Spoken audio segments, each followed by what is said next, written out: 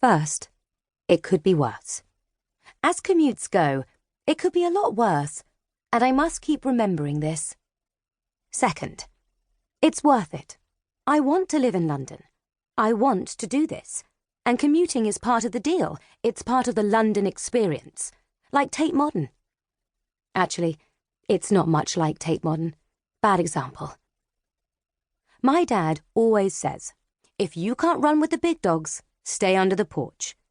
And I want to run with the big dogs. That's why I'm here. Anyway, my 20-minute walk to the station is fine, enjoyable even.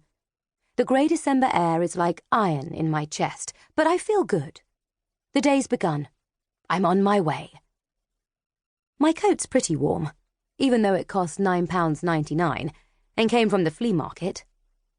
It had a label in it, Kristin Bior, but I cut it out as soon as I got home. You can't work where I work and have Kristin Bior in your coat. You could have a genuine vintage Christian Dior label, or something Japanese.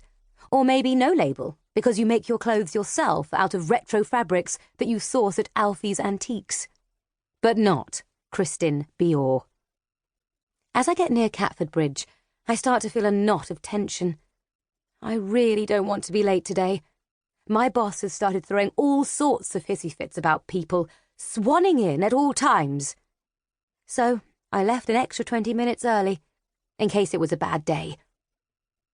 I can already see. It's a god-awful day. They've been having a lot of problems on our line recently, and keep cancelling trains with no warning. Trouble is, in London rush hour, you can't just cancel trains. What are all the people who are planning to get on the train supposed to do? Evaporate? As I pass through the ticket barrier, I can already see the answer.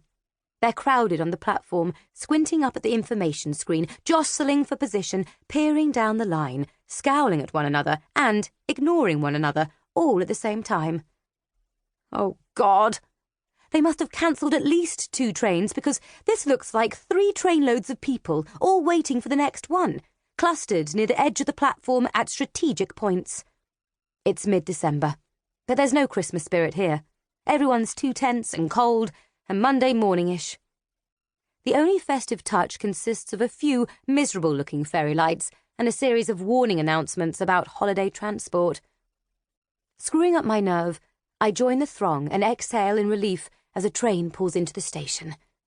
Not that I'll get on this train. Get on the first train, that would be ridiculous. There are people squashed up against the steamy windows, and as the doors slide open, only one woman gets off, looking pretty crumpled as she tries to extricate herself. But even so, the crowd surges forward, and somehow a load of people insert themselves inside the train and it pulls away. And I'm that much farther forward on the platform. Now, I just have to keep my place and not let that scrawny guy with gelled hair edge in front of me. I've taken out my earbuds so I can listen for announcements and stay poised and vigilant. Commuting in London is basically warfare. It's a constant campaign of claiming territory, inching forward, never relaxing for a moment. Because if you do, someone will step past you or step on you. Exactly 11 minutes later, the next train pulls in. I head forward with the crowd, trying to block out the soundtrack of angry exclamations. Can you move down? There's room inside. They just need to move down. I've noticed that people inside trains have completely different expressions from people on platforms, especially the ones who have managed to get a seat. They're the ones who got over the mountains to Switzerland. They won't even look up. They maintain this guilty, defiant refusal to engage.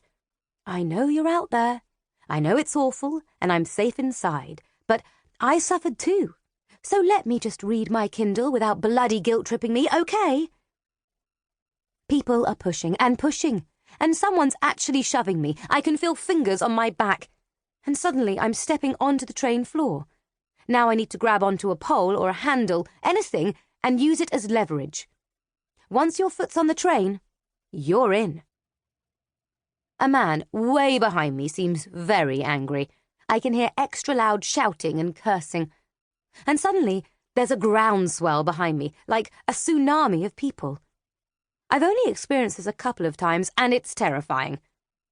I'm being pushed forward without even touching the ground, and as the train doors close, I end up squeezed between two guys, one in a suit and one in a tracksuit, and a girl eating a panini. We're so tightly wedged that she's holding her panini about 3 inches away from my face. Every time she takes a bite, I get a waft of pesto. But I studiously ignore it. And the girl. And the men. Even though I can feel the tracksuit guy's warm thigh against mine and count the stubbly hairs on his neck. As the train starts moving, we're constantly bumped against one another. But no one even makes eye contact. I think if you make eye contact on the tube, they call the police or something. To distract myself, I try to plan the rest of my journey.